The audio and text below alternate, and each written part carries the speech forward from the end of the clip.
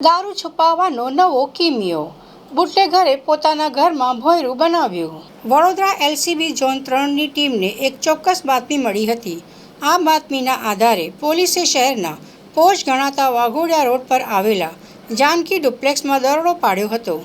શરૂઆતમાં ઘરની તલાશી લેતા પોલીસને કંઈ શંકાસ્પદ જણાયું ન હતું, પરંતુ જ્યારે પોલીસે ઊંડાણપૂર્વક તપાસ કરી ત્યારે બુટલેગર શૈલેષ કહારની ચાલાકી સામે આવી હતી.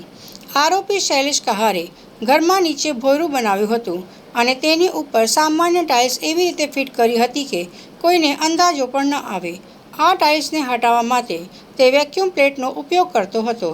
વેક્યુમ લિફ્ટની મદદથી ટાઇલ્સ આખી અદ્ધર થઈ જતી અને નીચે બનેલા ગુપ્ત ભોંયરામાંથી દારૂનો જથ્થો સગેવગે કરવામાં આવતો હતો. એલસીબી ઝોન 3ની ટીમે આ ગુપ્ત ભોંયરામાંથી વિદેશી દારૂનો મોટો જથ્થો ઝડપી પાડ્યો છે.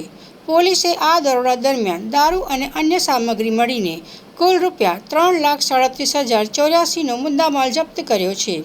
આ સાથે જ મુખ્ય આરોપી શૈલેષ કહારની સ્થળ પરથી ધરપકડ કરી લેવામાં આવી છે. હાલમાં પોલીસ આ મામલે ગુનો નોંધીને આગળની કાયદેસરની કાર્યવાહી હાથ ધરી રહી છે કે આ દારૂ ક્યાંથી લાવવામાં આવ્યો હતો અને આ નેટવર્કમાં અન્ય કેટલા લોકો સામેલ છે.